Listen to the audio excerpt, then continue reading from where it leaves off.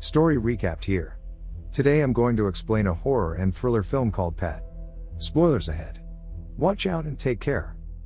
Seth is an introverted man who lives alone and works at an animal control center.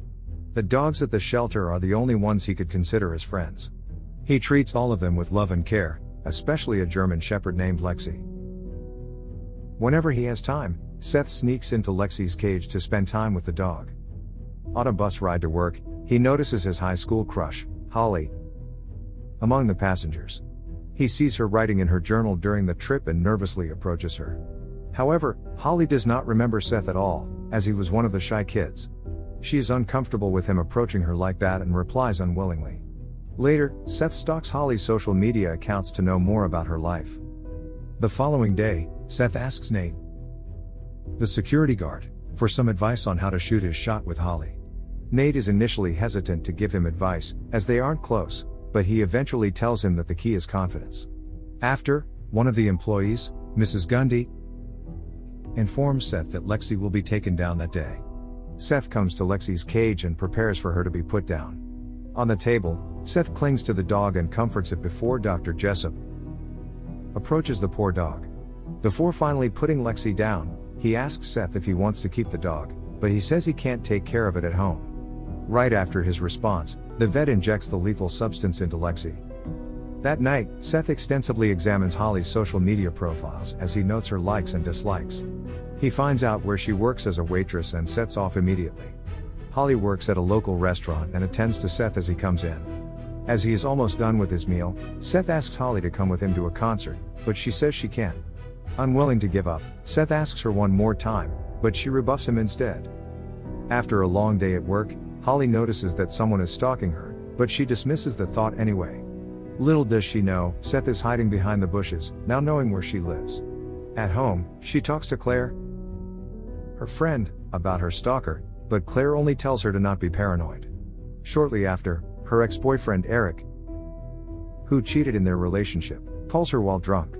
Claire persuades her to get back with him, but Holly is still unsure of what to do. The following day, Holly receives a large bouquet of roses which puts a smile on her face. Her coworker, Britt, asks her where it came from, and a person pops into her mind. Holly visits the bar where Eric works to confront him about the roses. Confused, he tells her that it didn't come from him, but she refuses to believe it. She goes outside for a smoke and writes on her journal just as Seth sits from a distance. Out of nowhere, he tells Holly that the flowers are from him, which takes her by surprise. His presence and persistence creep her out, but Seth continuously tells her how much he likes her. Seth has pushed enough of Holly's buttons for her to hit him, but he still follows her inside. When Eric notices the commotion, he steps outside to beat Seth up. Holly quickly puts a stop to it and Seth is then thrown out to the smoking area, where he steals Holly's journal. With the journal, Seth feels like he already has a piece of Holly. As he reads the pages of her journal, his obsession with her grows even more. He spends the next few days reading every page in great detail, plotting a way to be part of her life. At work, Seth discovers a hidden trapdoor to a room in the abandoned wing of the shelter. He examines the room and finds it empty, but the lights and other functions still work. An idea pops into his mind, prompting him to start a passion project inside. Seth starts to build a steel cage and gather other supplies that might be useful to him. One night, as Holly makes her way home, she senses that someone is still following her. Seth emerges from a corner of the street and follows her steps until she arrives home.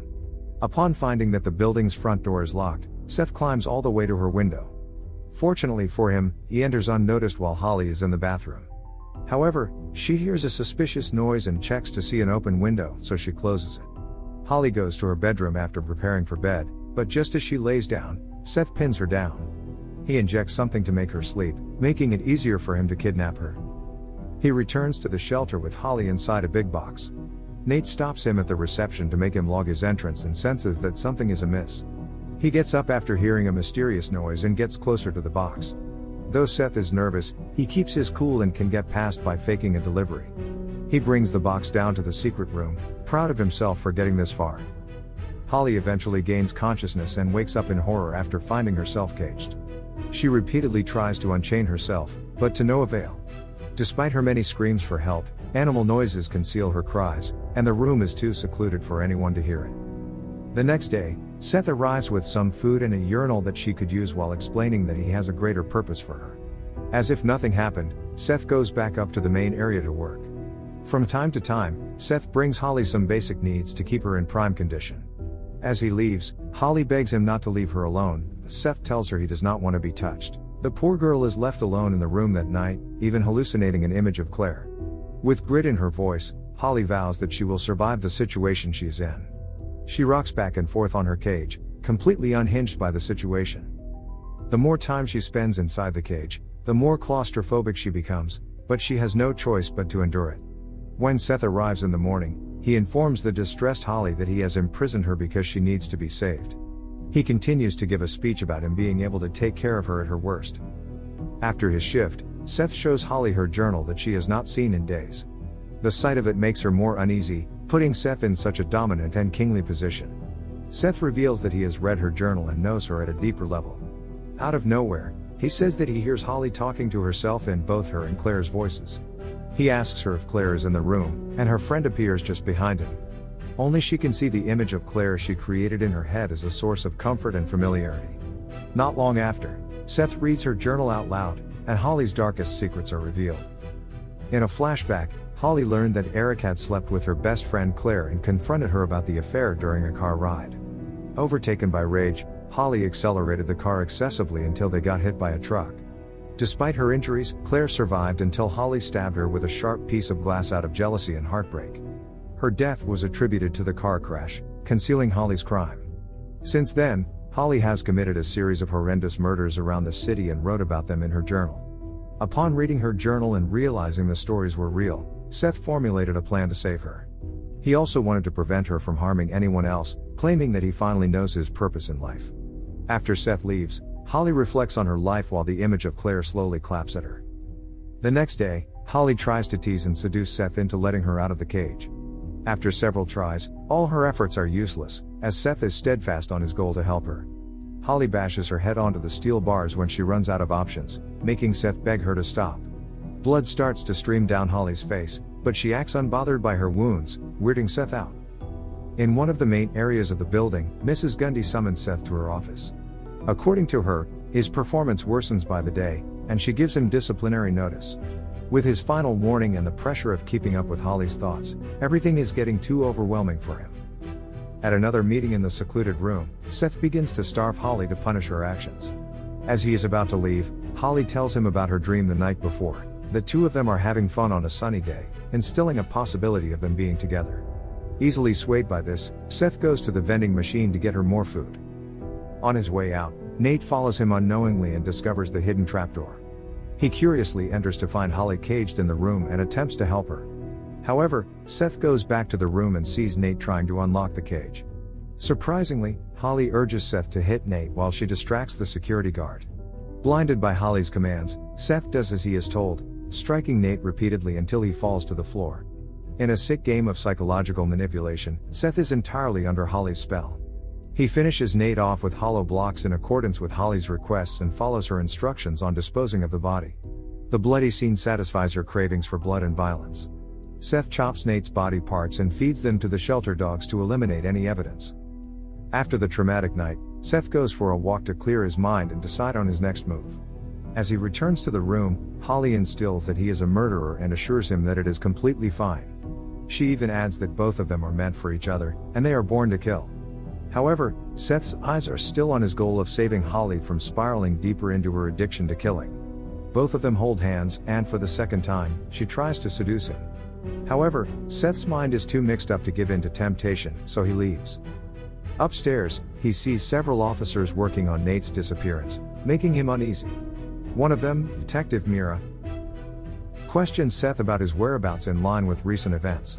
The police become more suspicious of Seth's role in the guard's disappearance, making him rethink his next moves carefully. With the shelter surrounded by officers, his move is now very much limited. One night, Holly sincerely asks Seth to let her out, but he still clings to the idea that they can still form a genuine relationship.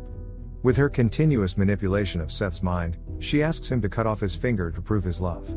She then gives a speech about feeling alone in the world and that no one understands her. Holly tearfully thanks Seth for being there for her, and Seth leaves the room confused. He could not believe the words that came out of Holly's mouth, finally feeling something worth living for. Consumed by guilt and confusion, Seth breaks down in the bathroom, indecisive if he should give up a finger. Finally, he returns to the secret room and gets on the floor. Without hesitation, Seth cuts off his finger with a knife, proving how much he loves her. While he endures the pain, Holly grabs the knife and threatens to kill herself if he doesn't unlock the cage. Seth is left with no choice but to open the cage, giving way for Holly to be released. With the knife still pointed at herself, she slowly walks to Seth and tells him that she finally believes in love. Holly adds that Seth has saved her, and she loves him. In the dark and deserted room, Seth and Holly share a romantic kiss, a moment he has been waiting for his whole life. However, Seth's happiness is short-lived. Holly slits his throat without remorse and watches him suffer. Sometime after, Holly rekindles her relationship with Eric, and they now live together. Holly finds out that Eric has been cheating on her again but declines to hurt him. Later that day, she walks to an old warehouse and uncovers a steel cage.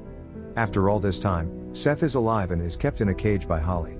Now that their roles are switched, she claims him as her pet. His body is mutilated and tortured, and his appearance is unrecognizable. Both of them hold hands as Holly thanks him for saving her. For most of the story, Seth is the bad guy for caging a seemingly innocent woman. His multiple tries at landing a date with Holly took a downhill turn as he discovers that she is a serial killer. When Eric cheated on her in the past, it prompted her uncontrollable rage to kill people, including Claire, her best friend. All Seth wanted was Holly to realize the consequence of her actions by putting her in a cage as he takes care of her. Although it is inhumane, for Seth, his intentions remain sincere. In the end, he endures the pain of being with Holly, even if it means a life of torture. Holly thanks Seth for his sacrifice by allowing her to gear all her murderous impulses on him instead of killing other people. Subscribe to watch more videos like this. Turn on notifications. And leave a like, it really helps the channel out. Thank you for watching.